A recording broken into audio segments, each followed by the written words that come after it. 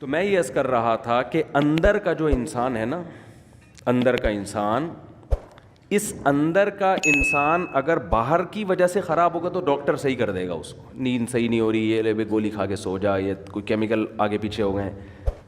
لیکن اگر اس کی باہر کی وجہ سے نہیں ہے، یہ اندر ہی کا فالٹ ہے، تو یہ نفسیاتی ڈاکٹروں کا کام نہیں ہے. یہ کس کا کام ہے؟ پیغمبروں کا. اور جو پیغمبروں کے جانے کے بعد جو پیغمبروں کے وارث ہیں، جو پیغمبروں کو فالو کرتے ہیں، وہ صرف علماء ہیں، اس کے علاوہ کوئی بھی نہیں ہے. وہ عالم جو باعمل ہو، وہ عالم جس کے پاس صحیح علم ہو، اس کے علاوہ اندر کے انسان کو ٹھیک کرنا کسی کے بس میں نہیں ہے. اور ایسے عالم جو باعمل بھی ہوں اور علم بھی ہو اور تجربہ بھی ہو، ان کو بزرگ کہا جاتا ہے ہماری اصطلاح میں. سمجھ میں نہیں آتی بات؟ تو ہم یوں بھی کہہ سکتے ہیں کہ اندر کا آدمی بزرگوں کی بغیر ٹھیک نہیں ہو سکتا. ہاں، بزرگ کی پھر دو قسمیں، سچی مچی کے اور جھوٹی موٹی کے. تو ہر چیز کی دو قسمیں. ہر چیز کی کتنی قسمیں ہیں بھائی؟ ہر جگہ ایک نمبر بھی ہوتے ہیں، دو نمبر بھی ہوتے ہیں. بادام خالص بھی ملیں گے، دو نمبر بھی ملیں گے آپ کو. چینی ایک نمبر بھی، اور آپ کہہ سکتے ہیں دو نمبر چینی کہاں سے ہوگی؟ وہ جو پہلے جنرل مشرف کے دور میں یوٹیلیٹی اسٹور سے سستی چینی ملتی تھی، وہ دو نمبر ملتی تھی، ٹھیک ہے نا. وہ ڈبل ڈلتی تھی، جتنی مہنگی چینی آدھی ڈلتی تھی. تو وہ اس طرح گورنمنٹ نے گھسیٹ دیا لوگوں کو. ارے پتی ایک دفعہ کوئی لے کر آ گیا ہمارے گھر میں، سستی ہے، بہت بہت سستی، آدھے ریٹ پہ. اتنی سستی پتی فلاں جگہ سے مل رہی ہے. تو جو وہ سستی پتی مل رہی ہوتی ہے نا، اس کے 2 چمچے ڈلتے ہیں، اور مہنگی والی کے 1 چمچہ ڈلتا ہے. اور وہ 2 چمچے ڈل کے بھی وہ ذائقہ نہیں آتا اس کا. سمجھ رہے ہو؟ تو یہ گورنمنٹ جب سستائی کرتی ہے نا، تو یہ سیٹنگ ہو جاتی ہے حکومت کی. نہیں آ رہی سمجھ میں؟ تو ہر چیز میں جب 2 چیزیں ہوتی ہیں، 1 نمبر بھی اور موبائل 1 نمبر 2 نمبر ہوتے ہیں کہ نہیں ہوتے؟ تو یہ کہنا کہ سارے بزرگ ہی غلط ہوتے ہیں. اب بعض لوگ کہتے ہیں ان لوگ کے بزرگ غلط ہیں، تو اپنے والے لے آؤ، تمہارے بزرگ مارکیٹ میں ہے ہی نہیں. ٹھیک ہے نا بھائی، آپ لے آؤ نا کوئی بزرگ. تو بزرگوں کے بغیر تو اندر کا آدمی ٹھیک ہوگا نہیں، یہ تو ممکن نہیں ہے. بزرگ کا مطلب ہی یہی ہوتا ہے جس کا علم، تجربہ، تقوی، یہ تینوں چیزیں زیادہ ہوں، اور پیغمبر صلی اللہ علیہ وسلم کو فالو کر رہے ہوں. کیونکہ پیغمبر کی اطاعت کے بغیر آپ اندر کے آدمی کو ٹھیک نہیں کر سکتے. خود نہیں ٹھیک ہو سکتا، دوسروں کو کیسے ٹھیک کرے گا؟ یہ اسلام کا دعویٰ ہے، یہ ہوائی باتیں نہیں ہیں. آج لوگ ماہر نفسیات سے اپنے اندر کو ٹھیک کروا رہے ہیں. کچھ باتیں ان کی اچھی ہوتی ہیں، میں یہ نہیں کہہ رہا کہ 100% غلط ہوتے ہیں. وہ جو ان کی ٹھیک باتیں ہوتی ہیں وہ تو اسلام پہلے کر چکا ہے وہ باتیں. لیکن صحیح معنوں میں آدمی اندر سے ٹھیک جبھی ہوگا جب کس کو فالو کرے گا؟ پیغمبروں کو. اور پیغمبر کے دنیا سے جانے کے بعد علماء کو فالو کرے گا، صحیح علماء کو، اہل حق علماء، ورنہ اندر سے ٹھیک ہو ہی نہیں سکتا. میں آپ کو ایک واقعہ بیان کرتا ہوں جس سے آپ کو سمجھ میں آئے گا کہ آج کل ماہر نفسیات، سب نہیں بھائی، سب نہیں ایسے ہوتے. بہت سے ماہر نفسیات نے مذہب بھی پڑھا ہوا ہوتا ہے، اور بہت سے تھوڑی سی کھوپڑی بھی استعمال کر لیتے ہیں. لیکن ہو کیا رہا ہے؟ ایک کیس آیا، ایک خاتون گئی ماہر نفسیات کے پاس. انہوں نے بتایا کہ آپ اپنی دل کی بات بتائیں. انہوں نے کہا کہ میرے میاں ایسے، میرے میاں ویسے، میرے میاں یوں، میرے میاں وہ، جو خواتین کے اپنے میاں کی خرابیاں بیان کی. ماہر نفسیات نے کہا کہ آپ گھنٹہ بات سنی تسلی کے ساتھ. بعض لوگ تو سنتے ہی نہیں ہیں بات کو نا، آپ سنو تو صحیح اگلا کیا رہا ہے. انہوں نے کہا میاں سے علیحدگی لے لو، آپ ٹھیک ہو جاؤ گی. آپ کا فالٹ کیا ہے؟ آپ کا فالٹ کیا ہے؟ میاں. تو میاں سے کیا لے لو؟ علیحدگی لے لو.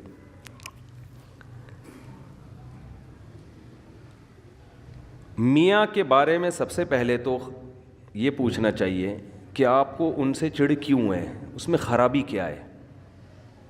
سمجھ رہے ہیں؟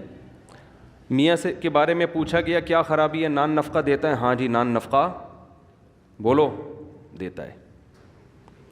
میاں، جو بھی میاں بیوی کے ازدواجی تعلقات ہوتے ہیں، بعض دفعہ وہ نہیں ہوتے 2-2 3-3 سال سے، تو عورت ڈپریشن میں جاتی ہے. وہ ہوتے ہیں، ہاں جی وہ بھی بھرپور ہو رہے ہیں.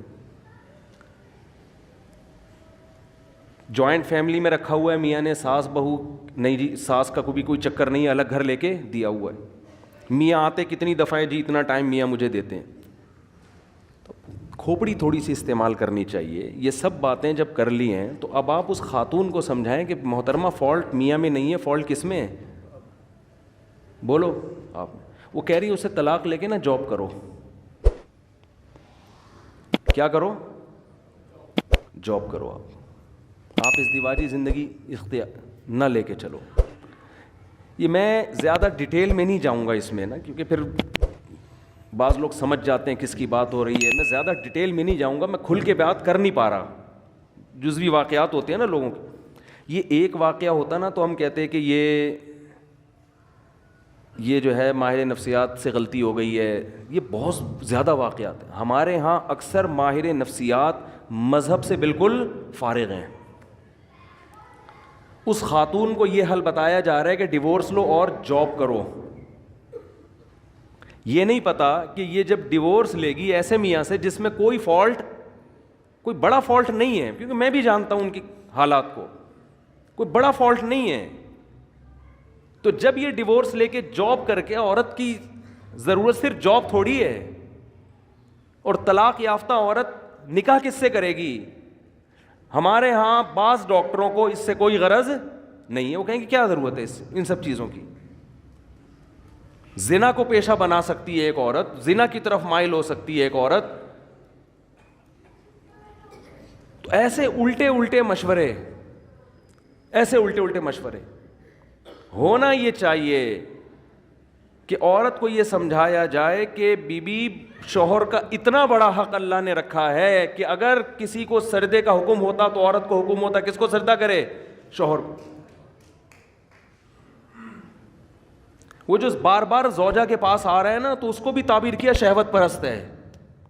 یہ بھی تو کہا جا سکتا ہے کہ اس کو تم سے محبت اتنی ہے کہ تمہارے بغیر رہ نہیں سکتا, لیکن اس کو تعبیر کیا جا رہا ہے کہ شہوت پرست, اپنی خواہش پوری کرنے کے لیے رکھا ہوا ہے اس نے. ہر چیز کو کہاں لے کے جانا؟ الٹا. میں بہت سی ایسی ماہر نفسیات خواتین کو جانتا ہوں جن کے اپنے گھر بسے ہوئے نہیں ہیں. میں دیکھیں کسی خاص ماہر نفسیات کے بارے میں نہیں کہہ رہا, سارے ایک جیسے نہیں ہوتے. کہیں آپ کسی ڈاکٹر کو سمجھانا شروع کریں تمہارے بارے میں بات ہو رہی ہے. ایسے ماہر نفسیات کو جانتا ہوں جو لوگوں کی کاؤنسلنگ کرتے کرتے کرتے خود ڈپریشن کے مریض بنے اور بالآخر دماغی توازن کھو بیٹھے. ان میں غم برداشت کرنے کی طاقت نہیں تھی. سمجھتے ہو گے نہیں سمجھتے؟ تو اندر کے آدمی کو ٹھیک کرنا میرے بھائی یہ ڈاکٹروں کا کام نہیں ہے. ڈاکٹر کو بھی چاہیے پیغمبروں سے پوچھے کیا میں اندر سے کیسے ٹھیک ہوں گا. یہ ڈاکٹروں کا کام نہیں ہے. انسان کی دو حیثیتیں ہیں, ایک اس کی باڈی ہے, جسم ہے. ہمارے ماہر نفسیات اکثر گوروں سے پڑے ہوئے ہیں. ایک ڈاکٹر نے تو عجیب بات کی, حالانکہ یوٹیوب پہ بڑے ان کے لوگ سنتے ہیں, بڑے فالوورز ہیں ان کے, اور بڑا بات کرنے, بڑے تمیز اور یہ سب.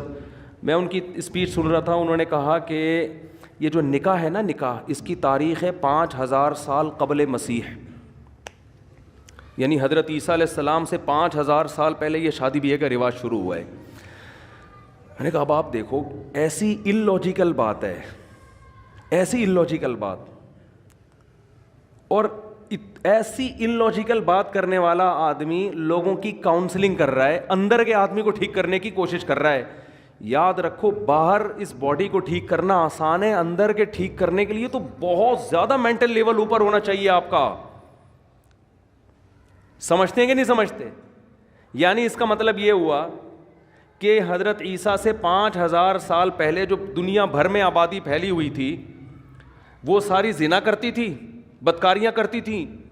اچانک کوئی گول میز کانفرنس ہوئی ہے, ان سب نے بیٹھ کے یہ عزم کیا آج سے ہم کیا کریں گے؟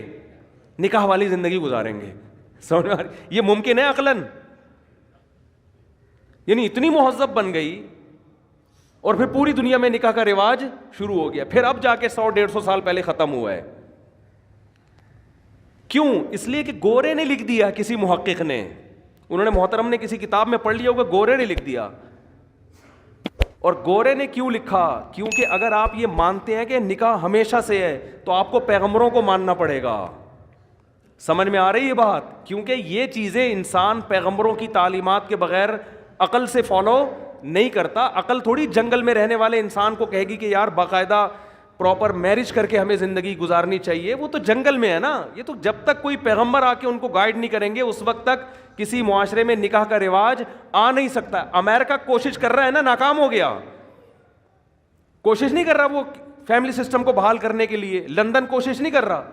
یہاں تک کہ گرل فرینڈ کو بیوی والے درجات دے دیے کہ 3 مہینے کوئی گرل فرینڈ آپ کی رہے گی نا تو آپ چھوڑ نہیں سکتے اس کو. کسی بھی طرح سے کوئی ہے نا کہ ریلیشن, کوئی فیملی کا کوئی ہیولا ہی وجود میں آ جائے, کوئی صورت وجود میں آ جائے, وہ اتنے پڑھے لکھے ہو کے اتنی پاور کر کے شادی کا سسٹم بحال نہیں کر سکے. اور عیسیٰ علیہ السلام کے زمانے سے 5000 سال پہلے گول مینس کانفرنس ہوئی جنگلیوں کی, انہوں نے بیٹھ کے شادی کو پروموٹ کرنا شروع کر دیا. کیوں؟ صرف گورے نے لکھا ہی ہے, گورے کی تحقیق ہے. نہیں آ رہی بات میرا خیال ہے سمجھ. تو یہ اتنا گورے سے متاثر ہیں, اتنا متاثر ہے. سیدھا سیدھا بول دو, قرآن میں لکھا ہوا ہے کہ ہم نے آدم کو مٹی سے بنایا اور پھر ان کی زوجہ حوا کو بنایا اور ان کا نکاح کیا اور زمین کو انسانوں سے بھر دیا. یہ بات مانتے ہوئے شرم آتی ہے. کیوں؟ اس لیے کہ لوگ کہیں گے یہ ماہر نفسیات گوروں کی تحقیق پیش نہیں کر رہا بلکہ یہ قرآن و سنت کی باتیں کر رہا ہے, ہم نے مولویوں کی باتوں میں نہیں آنا. یہ تو مذہبی باتیں کر رہا ہے. قرآن نے 2 ٹوک لفظوں میں کہا ہے کہ بھئی انسان کی بنیاد نکاح سے شروع ہوئی ہے, زنا سے شروع نہیں ہوئی ہے. زنا بعد میں آیا ہے, نکاح قدیم ہے. جیسے قرآن کہتا ہے کان الناس امتا واحدہ, ان سب لوگ ایک توحید والے دین پر تھے. بت پرستی بعد میں آئی ہے, بت پرستی قدیم نہیں ہے. سمجھ میں آ رہی ہے کہ نہیں آ رہی ہے؟ انسان کی ابتدا اچھے انسان سے ہوئی ہے. ایسا نہیں ہے کہ انسان برا تھا آہستہ آہستہ مہذب بن گیا. یہ بات غلط ہے. انسان پہلے تہذیب یافتہ تھا, آہستہ آہستہ بد تہذیبی کی طرف گیا ہے. کیا کریں؟ ہمارے جو لبرل طبقہ ہے نا وہ الٹی کہانی بتاتا ہے. وہ کہتے ہیں پہلے انسانوں میں تہذیب نہیں تھی, اب انسانوں میں کیا آ گئی ہے؟ تہذیب. مذہب یہ کہتا ہے پہلے انسان تہذیب یافتہ تھے, آہستہ آہستہ بد تہذیبی آئی ہے, شرک آیا ہے, زنا آیا ہے. پہلے تو میرج سسٹم تھا, پہلے تو خاندانی نظام تھا, پہلے تو توحید تھی, ایک خدا کی عبادت پیغمبروں کو لوگ مانا کرتے تھے. سمجھ میں آ رہی ہے بات کہ نہیں آ رہی ہے؟ تو اندر کے انسان کو ٹھیک کرنا میرے بھائی کس کا کام ہے؟ یہ پیغمبروں کا کام ہے.